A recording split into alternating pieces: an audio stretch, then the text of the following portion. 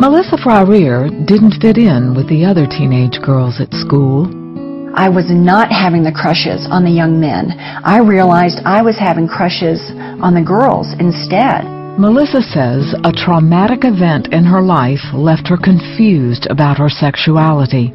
I had been sexually violated as a child by a man outside of my family, and that affected my gender identity in that I thought it was bad to be a woman, that it was second best, that it was a liability to be a woman because it meant that I could be hurt. At 16 years old, she had her first lesbian relationship, and by the time she was in college, Melissa had embraced a lesbian lifestyle. For 10 years, Melissa went from one failed relationship to the next. Her life was disintegrating. I was involved homosexually. I was not having successful relationships. I was abusing alcohol on almost a daily basis, doing the drugs on the weekend. I was an emotional cutter. I was overweight. I was not healthy. And life was becoming more and more unmanageable. Her live-in partner was fearful of Melissa's outbursts, where Melissa would scream, hit walls, and throw things.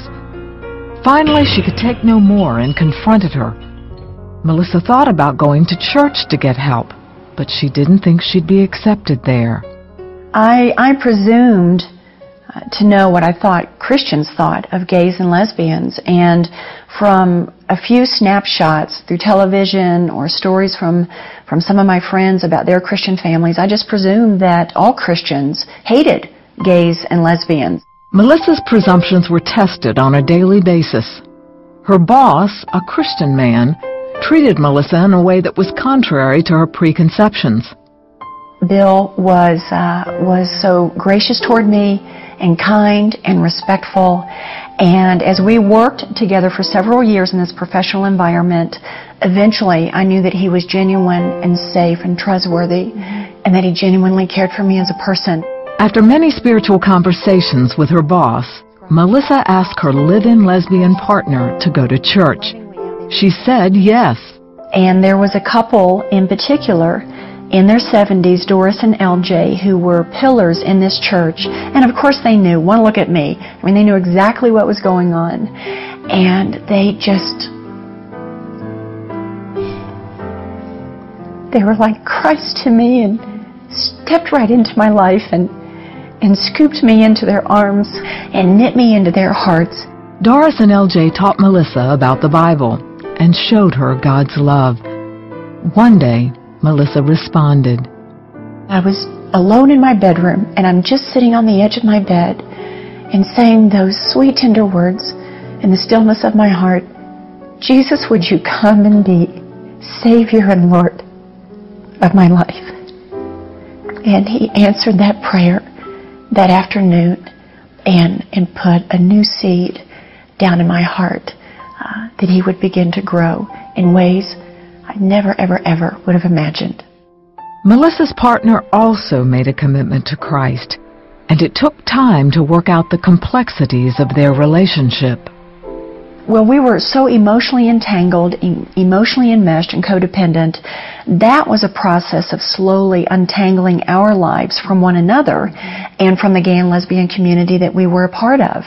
And it was amazing how God just worked that out, like in these 3 or 4 month intervals of time where we repented of sexual behavior, but yet we still shared a bedroom together and a bed together.